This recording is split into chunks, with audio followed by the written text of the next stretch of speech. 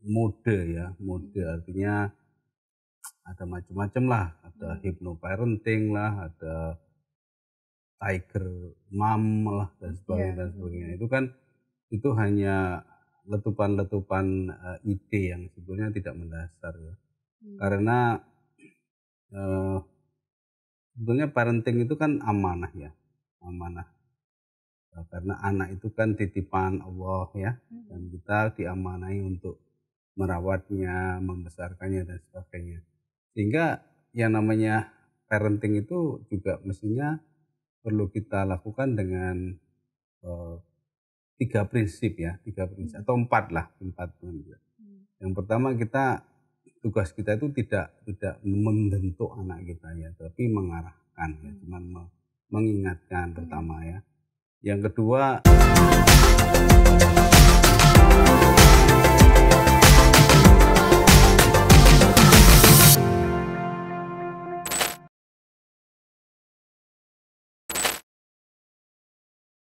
Assalamualaikum warahmatullahi wabarakatuh. Halo Mama dan Papa serta sahabat Tutur Mama, kembali lagi bersama saya Riandani di acara podcast Tutur Mama. Seperti biasa, pasti saya tidak akan sendirian. Seperti sore hari ini, saya sudah ditemani oleh salah satu sosok yang sangat luar biasa bagi saya. Dan siapakah beliau ini? Sudah ada di depan saya, Pak Bagus. Assalamualaikum. Waalaikumsalam warahmatullahi wabarakatuh. Selamat sore Pak Bagus, sehat ya insya Allah? Alhamdulillah. Gimana tadi perjalanannya? Ini sore di Jogja hujan ya? Iya. Lancar nggih Pak? Atau Saya ada? tidur di jalan tadi jadi hujan soalnya. Iya, dari siang tadi sampai sore ini ya. Terima kasih banyak Pak Bagus sudah berkenan untuk hadir di studio kita yang masih sederhana ini. Mohon doanya semoga bisa terus berbenah. Amin. Gitu. Dan karena ini Pak Bagus ya, ngobrolnya insya Allah juga vibes-nya ini bakal happy terus. Dan sesuai tema kita sore hari ini, kita akan membicarakan tentang menjadi orang tua yang bahagia sampai di usia senjanya ya Pak Bagus ya. Gitu. Oke, tapi sebelum kita ngobrol-ngobrol, mungkin bisa perkenalan dulu nih Pak Bagus ke sahabat Tutur Mama. Monggo silahkan. Ya, Assalamualaikum sahabat Tutur Mama. Nama saya Bagus Diono, saya dosen psikologi UGM ya. Kebetulan saya menekuni psikologi Islam, yaitu bagaimana kita memahami jiwa kita gitu, kurang lebih begitu. Masya Allah ya kan, benar-benar ya, tidak salah kita mengundang Pak Bagus di studio kita sore hari ini. Soalnya biasanya kita kalau tag tuh pagi Pak, jadi saya mungkin nanti keseringan bilangnya pagi gitu. Tapi nggak apa-apa, sore hari di waktu yang tenang gitu ya. Dan biasanya nih kalau kita udah memasuki usia-usia senja, saya jadi ingat kedua orang tua saya juga. Kalau waktu-waktu sore seperti ini biasanya kita ngobrol-ngobrol bareng Pak. Sambil menunggu waktu maghrib tiba, terus setelah maghrib nanti kita ngaji bersama kayak gitu. Nah buat Pak Bagus sendiri nih, sebenarnya bagaimana sih kita bisa menjadi orang tua yang bisa menyikapi atau menerima waktu tersebut ya? Karena kadang usia senja itu identik dengan kondisi fisik yang mulai melemah, terus kemandirian yang juga mulai menurun, banyak hal-hal yang menurun gitu. Dan kalau misalnya itu bisa dia lakukan sendiri, itu menjadi sesuatu hal yang unik karena yaitu tadi usia senja lansia itu identik dengan hal yang menurun gitu. Nah untuk Pak Bagus sendiri itu bagaimana nih Pak? Baik, jadi mungkin kita sebelum membahas apa yang ditanyakan, mungkin kita perlu paham dulu ya. Kita perlu punya perspektif dulu tentang tua itu apa maksudnya. Benar-benar. Iya. Usia senja. Itu kan terkait dengan kehidupan ya. Jadi kadang-kadang kita menganggap bahwa usia tua itu sudah menjelang akhir ya. Betul. Seolah-olah sudah selesai dan sebagainya. Tapi sebetulnya kalau kita lihat secara lebih luas ya, sebetulnya kan kehidupan kita tidak berhenti pada kematian ya. Sehingga kapanpun kita masih muda maupun sudah tua itu sebenarnya kesempatannya sama. Selama masih hidup itu kita punya kesempatan sama untuk mempersiapkan diri, membekali diri menghadapi hari nanti ya, hari akhir, tempat kita kembali gitu. Sehingga pemahaman itu sangat penting sekali supaya kita tidak melihat kita tambah lemah, tambah istilahnya itu tidak bisa secepat dulu lagi, itu tidak terlalu sedih ya. Karena ya memang itu sudah alamiah ya, itu sudah. Sehingga yang perlu kita fokuskan ya, itu adalah bagaimana mempersiapkan diri menghadapi hari akhir ya, atau kehidupan berikutnya ya. Nah itu kalau insya Allah kalau kita punya perspektif seperti itu ya, usia tua, usia muda itu tidak begitu ada pengaruhnya menjadi kekhawatiran atau ketakutan begitu. Mungkin itu secara umumnya gitu. Jadi kita harus bisa mengenali dulu ya, kalau mau menuju usia senja ataupun mungkin kita nih masih muda-muda, ya itu bukan sebuah problem gitu. Mau usia senja atau masih muda pun kita bisa melakukan aktivitas normal pada umumnya kayak gitu. Kita masih bisa berkarya kayak gitu ya Pak Bagus ya. Iya. Dan bahkan ada yang bilang kemarin itu orang itu mencapai kecerdasannya yang tertinggi itu usia 60 malah. Iya, bener ya, bener. Ini ada riset yang kayak gitu loh Pak Bagus. Tapi apakah itu bisa ditunjang dengan gaya hidup atau kebiasaan dan sebagainya?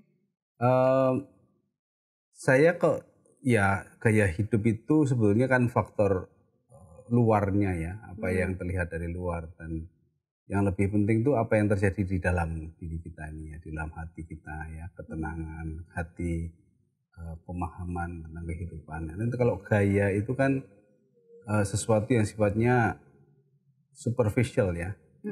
Ya artinya bukan berarti tidak penting, termasuk misalnya kebiasaan makan dan sebagainya itu penting ya. Tapi yang penting bukan itunya, tapi lebih ke pemahamannya. Dan sebetulnya juga istilahnya yang namanya makan itu sesuatu yang harus kita perhatikan, itu ada ayatnya juga di Quran. Sehingga kalau kita sudah paham arti kehidupan dan sebagainya, itu otomatis gaya hidup kita itu akan menyesuaikan. Ya, menyesuaikan. Kadang-kadang gaya hidup yang sering menjadi mode itu kan istilahnya itu berdasarkan pemahaman tentang kehidupan yang itu hanya sebatas kehidupan di dunia gitu. Pada umumnya ya, ketika orang misalnya kalau ada orang tua kok mengalami post power syndrome misalnya gitu ya, itu kan dia terikat dengan posisi, terikat dengan memori dan sebagainya yang dia pikir itu esensi dari kehidupan, padahal itu kan hanya sementara ya. Kalau kita tadinya punya kekuasaan, punya power gitu ya, terus kita kehilangan itu sebenarnya ya itu biasa gitu, nggak perlu ya kan. Kadang-kadang kan ada orang yang tadinya punya jabatan terus berubah jadi, atau pensiun terus gaya hidupnya berubah misalnya gitu ya. Jadi makanya gaya hidup itu mestinya tidak perlu tergantung pada posisi tapi itu gaya hidup harus cerminan dari hati kita, pemahaman kita tentang kehidupan. Gitu mungkin. Nah, kira-kira gimana ya Pak Bagus cara agar kita itu bisa menata hati kita jauh lebih baik? Karena saya banyak juga menemui ya orang tua yang bahkan di usia 60 tahun yang mungkin dia berpikir, bilangnya kayak gini, karena ini muslim ya, seorang nabi saja usianya sampai 63 tahun. Tapi saya di usia segini, saya sudah masuk di usia 60 tahun, berarti kurang 3 tahun lagi lah mungkin gitu. Tapi kok saya tuh masih kayak belum bisa menjadi orang tua yang baik, saya belum bisa membawa anak-anak saya lebih baik gitu. Ternyata banyak sekali orang tua yang berpikiran seperti itu. Bahkan tadi ada juga kasus yang orang tua menuju pensiun ya mungkin ya, dengan aktivitasnya yang sangat padat, pergi ke sana pergi ke situ, tiba-tiba harus menghadapi rutinitas yang mungkin sangat jauh berbeda dengan kebiasaan-kebiasaan hariannya gitu, dan itu bikin banyak sekali orang tua yang kaget gitu loh Pak. Itu kan tadi harusnya kembali lagi ya untuk menata hati. Iya, betul. Nah itu bagaimana ya kira-kira kita bisa melakukannya? Jadi ketika dia merasa, katakanlah ya secara singkat itu merasa gagal ya sebagai orang tua, itu sebetulnya sebuah persepsi yang dia ciptakan sendiri, karena sebetulnya apa sih gagal sama berhasil itu seperti apa? Karena yang namanya tolak ukurnya tolak ukurnya itu kan itu kan tolak ukurnya dia mendefinisikan gagal itu kan karena dia ciptakan sendiri. Karena namanya keberhasilan dan kegagalan itu kan juga sesuatu yang wajar dalam hidup. Artinya hidup itu kan tidak selalu di atas ya, kadang-kadang di bawah, kadang-kadang jatuh, dan itu memang sesuatu yang harus diterima gitu, bahwa tidak semua yang kita bayangkan itu akan bisa terwujud ya. Nah, di situ intinya itu sebetulnya kalau dirumuskan ya, itu ada beda antara harapan dan ekspektasi ya. Jadinya biasanya orang yang merasa gagal itu yang dia miliki itu ekspektasi, sehingga dia seperti dia menciptakan ukuran-ukuran sendiri yang nanti kalau itu tidak tercapai dia merasa gagal. Tapi kalau yang dia punya itu harapan atau hope ya, maka dia tidak akan pernah gagal. Kenapa? Karena hope itu artinya kita percaya apapun yang terjadi itu baik gitu. Sehingga kalaupun untuk ukuran orang lain, misalnya kita tidak seperti orang lain atau anak kita tidak seperti anaknya orang lain, itu bukan masalah kegagalan, itu kita percaya pasti ada hikmahnya gitu ya. Jadi bagaimana kita mensikapi hidup itu lebih baik kita fokus pada bagaimana kita menjaga diri untuk melakukan hal-hal yang baik, beramal soleh. Jadi bukan berfokus pada hasilnya gitu. Kan kita gagal atau berhasil itu kan kita mikir hasil. Kita punya bayangan anak saya nanti harus gini, terus gagal gitu. Tapi kalau saya melakukan sebaik mungkin yang bisa saya lakukan sebagai orang tua terhadap anak saya, dan anak itu juga kadang menjadi ujian gitu, sehingga kita tidak ada istilah gagal itu, nggak ada. Yang ada ya kita perlu bersabar atau perlu bersyukur ya dengan situasi yang ada, dan kita kembalikan semua kepada Allah gitu.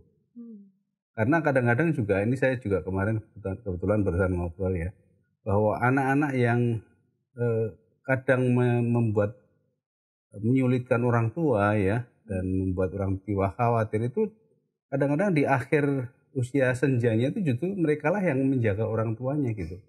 Jadi yang anak-anak yang dibangga-banggakan itu sudah malah entah kemana karena mungkin sukses dalam tanda petik ya, sehingga tidak lagi bisa menjaga orang tuanya. Jadi kan jadi kabur ukuran berhasil dan gagal itu.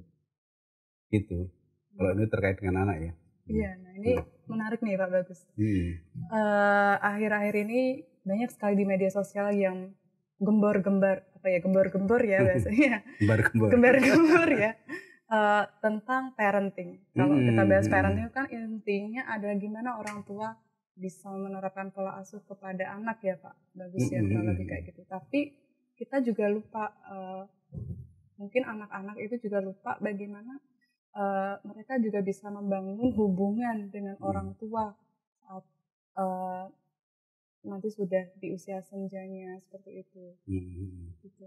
Nah ini permasalahan seperti ini menurut Pak Bagus itu akarnya itu dari mana ini? Jadi parenting itu juga kadang-kadang menjadi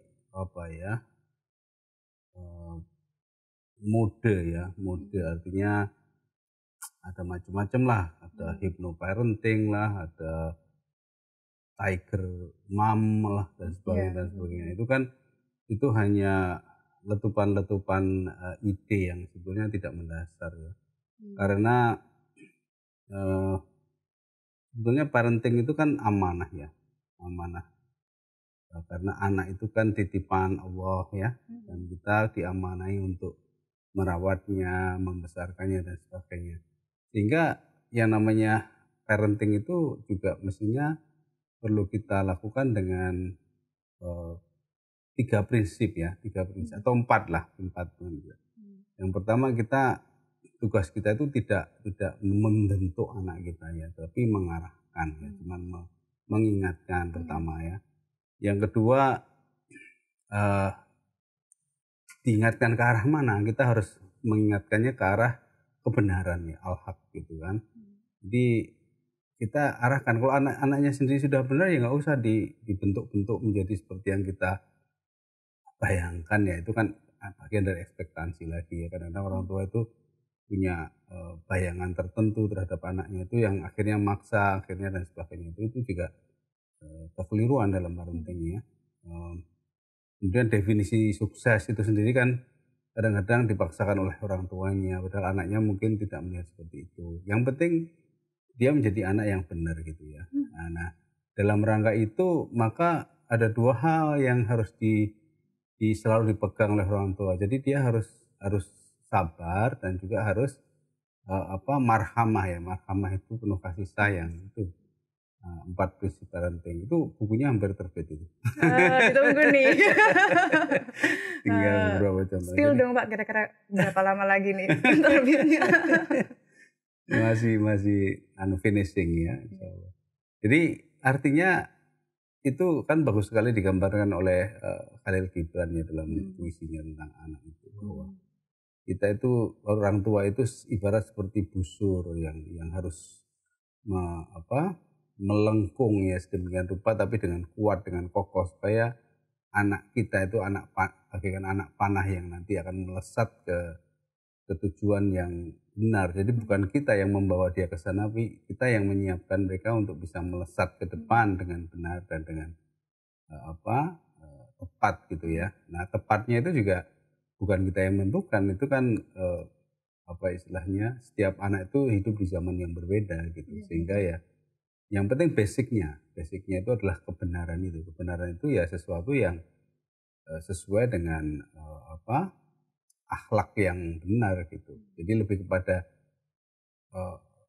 istilahnya itu kepribadian anak itu yang harus kita bangun. Kalau masalah karir, masalah kehidupan dan sebagainya itu nanti akan berbeda, jenis-jenis pekerjaannya dan sebagainya, profesinya itu tidak terbayangkan oleh kita yang orang tuanya ini gitu, sehingga tidak perlu memaksakan ke bidang tertentu dan sebagainya. Gitu. Kalau keempat poin ini ya, insya Allah diterapkan sejak awal, sejak dia dididik oleh kedua orang tuanya, insya Allah pun nanti dia saat memasuki usia senja pun dia paham ya Pak. Si anaknya ini. Ya insya Allah, karena sebetulnya kan hati nurani si anak ini juga punya potensi ya untuk nanti berkembang sesuai bagaimana dia diperlakukan oleh orang tuanya gitu. Jadi kalau orang tuanya itu sering memaksakan ya dia akan menjadi orang yang suka memaksa gitu, bahkan memaksa dirinya kadang-kadang ya, sehingga dia menjalani kehidupan itu tidak dengan lapang dada tetapi dengan terpaksa gitu ya. Kalau orang tuanya itu terlalu membebaskan juga, misalnya tidak memberi pengarahan, tidak mengingatkan, anak juga nanti akan menjadi anak yang random gitu, yang tidak bisa menentukan pilihan dengan tepat gitu. Makanya ya ibarat anak panah itu ya, kita harus arahkan ke sasaran yang tepat, tapi bukan kita yang membawa lari ke sana, dia akan melesat sendiri. Kita hanya menjadikan tempat untuk pemantiknya gitu. Jadi gitu, itu insya Allah anak itu nanti akan belajar ya dari bagaimana dia dilakukan, dan itu prinsip itu saya kira universal ya. Tapi kalau menurut Abahku sendiri, senja yang bahagia itu yang seperti apa? Senja yang bahagia itu ya senja yang tidak ada beban ya, tidak ada hutang. Aduh, ini mengingatkan ini.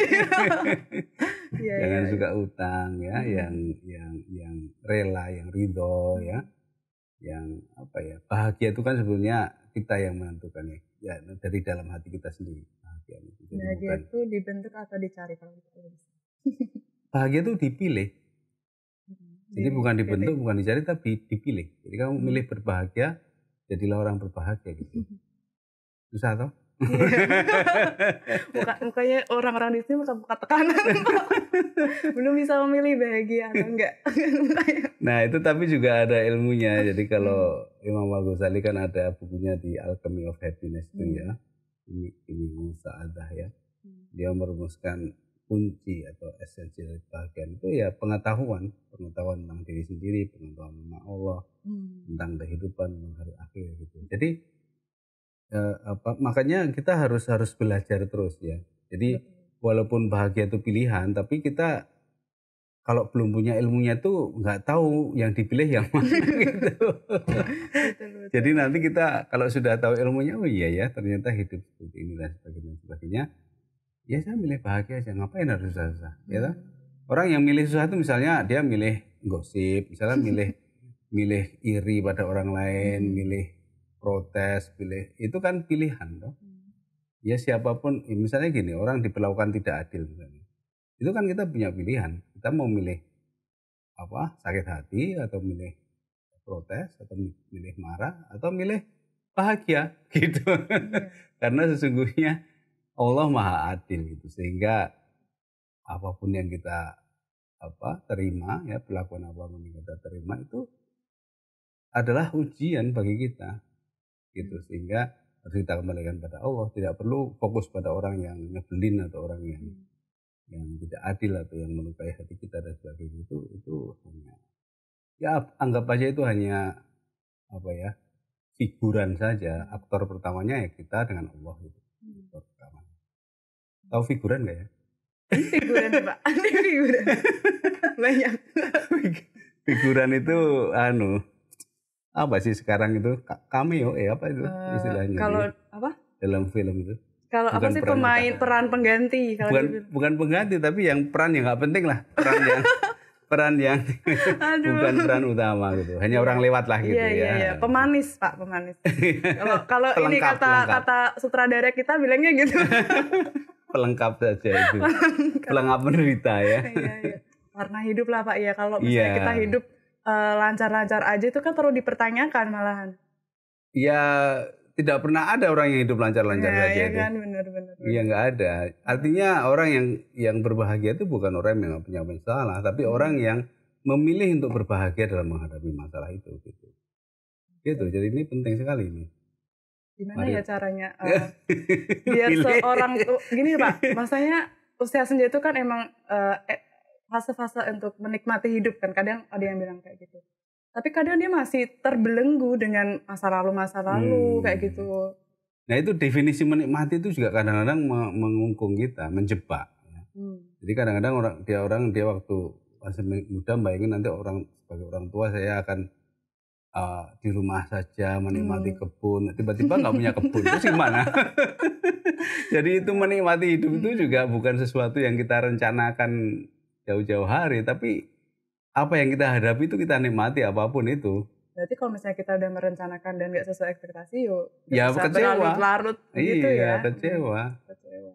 Tapi bukan berarti nggak boleh punya cita-cita ya, cita-cita itu sangat bagus, tapi harus diletakkan pada fondasi harapan, bukan ekspektasi. Harapan itu artinya keyakinan bahwa insya Allah ya, kalau Allah menghendaki nanti Allah akan memberikan. Kalau tidak Allah akan memberikan yang lain yang lebih baik gitu. Itu namanya harapan. Jika pasrah kita itu nggak maksain gitu. Gitu. Nah Pak Bagus, Pak Bagus sendiri pernah nggak sih menjumpai gitu ya? Misalnya orang tua yang mungkin konsultasi sama Pak Bagus atau bercerita sama Pak Bagus, kebanyakan tuh mereka menghadapi masalah apa sih Pak di usia-usia senja itu? Kalau yang konsultasi langsung pernah ada satu ya, tetapi waktu itu nggak berlanjut karena terus ada COVID ya.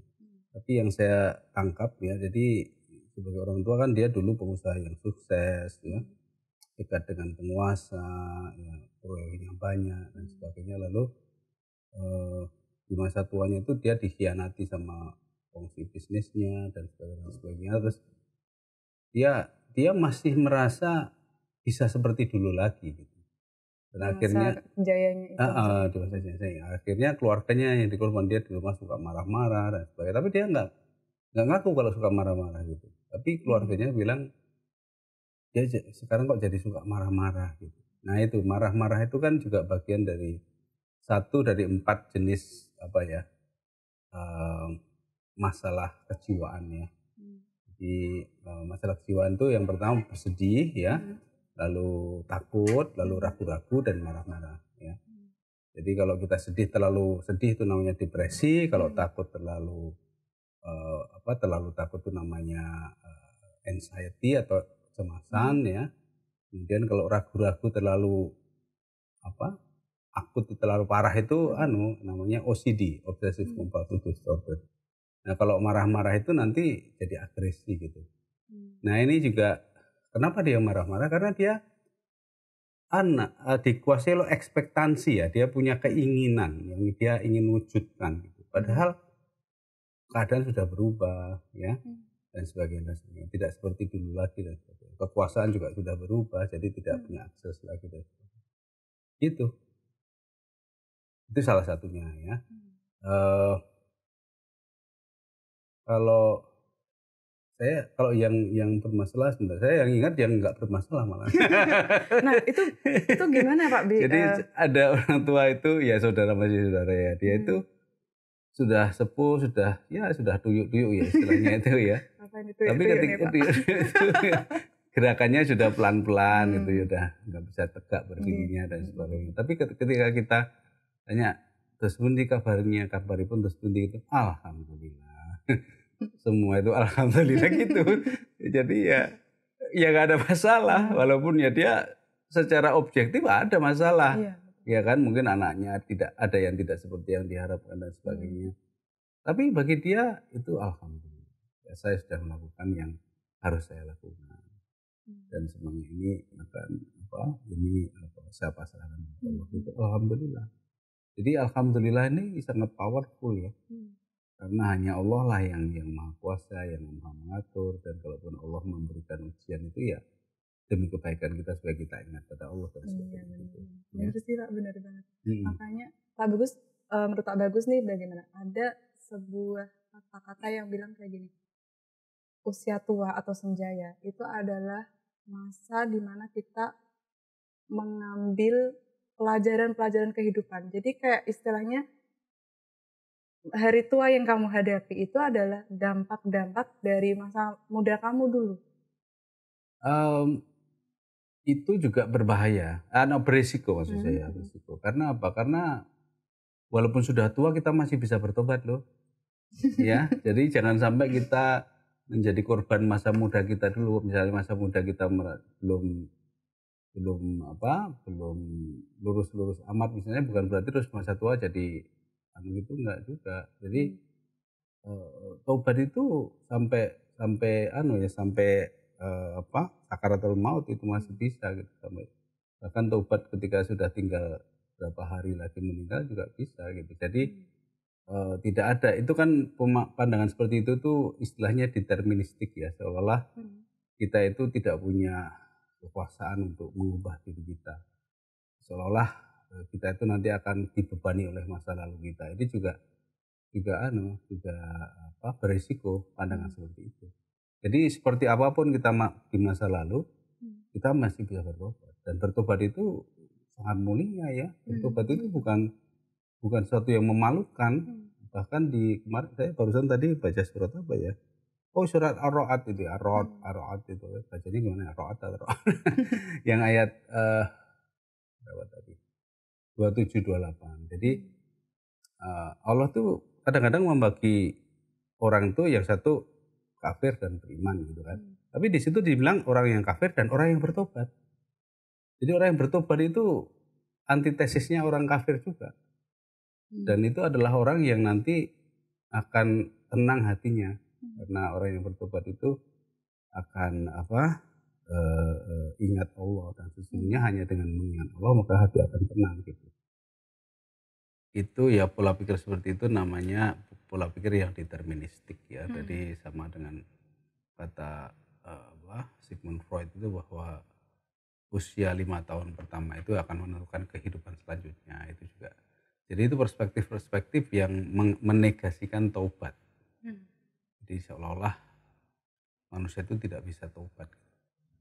berubah itu kan perubahan yang paling mendasar itu kan taubat ya. Sehingga kalau orang bertaubat itu kepribadiannya aja bisa berubah, iya kan? Iya betul. Sementara mereka atau secara umum orang beranggapan kepribadian itu sudah tidak bisa berubah. Gitu. Itu yang mungkin perlu kita pikirkan kembali ya, kita apa istilahnya kritisi ya, kita kritisi. Jadi tidak sudut pandang yang deterministik itu memposisikan kita pada ketidakberdayaan gitu. Dalam arti ketidakmampuan untuk memperbaiki diri. Gitu. Padahal kita tuh selama masih hidup selalu bisa memperbaiki diri. Dan Allah juga ngasih kesempatan. Iya. Itu sangat luas, sangat lama ibaratnya kayak gitu ya. Itu ada kisah yang hadis ya yang tentang seorang pembunuh yang sudah membunuh 99 orang itu kan mau bertobat itu diampuni sama Allah itu. Mungkin nanti bisa di refer kisahnya. Udah pernah dengar? Udah. Iya.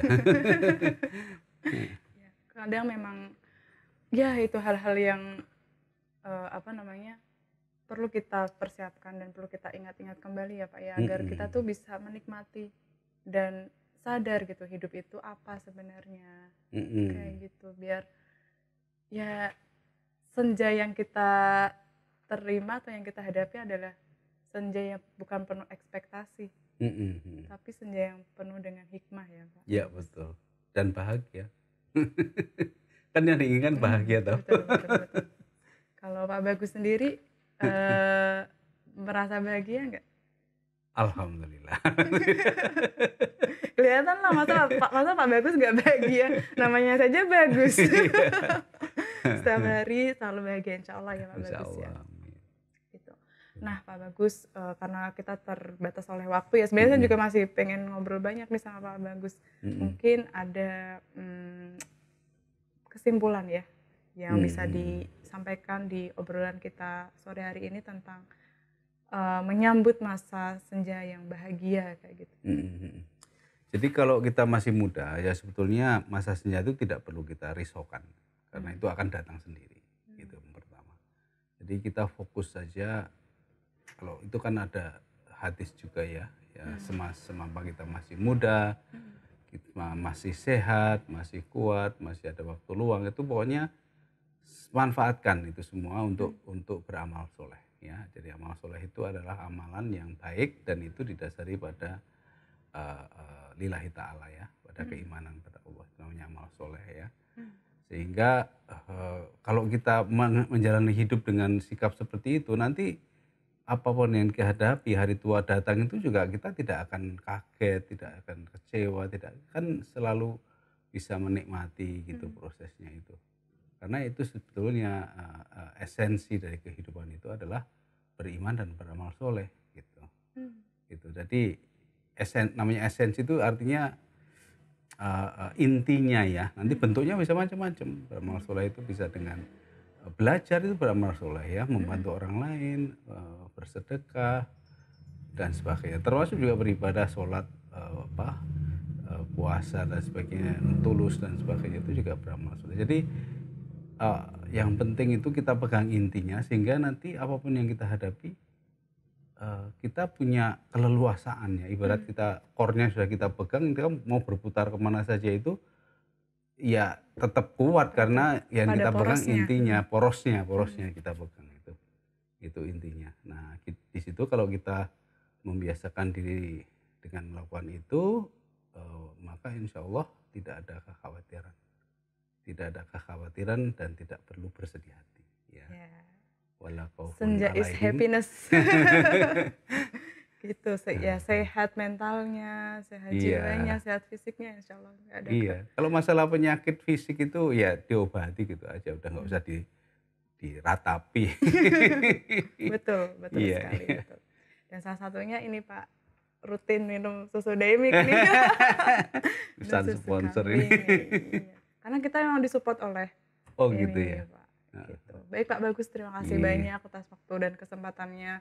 Di tengah kesibukannya mau jauh-jauh hadir di studio kami di Tutur Mama ini. Sekali lagi terima kasih. Semoga Pak Bagus sehat dan bahagia bersama keluarga di rumah. Amin, amin. Baik, Mama dan Papa serta sahabat Tutur Mama, itu tadi kita ngobrol-ngobrol bersama Pak Bagus.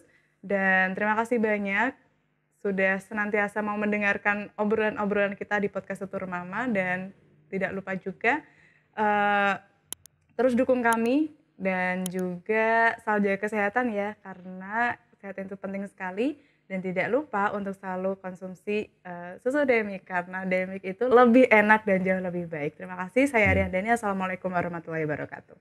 Waalaikumsalam warahmatullahi wabarakatuh. Alhamdulillah.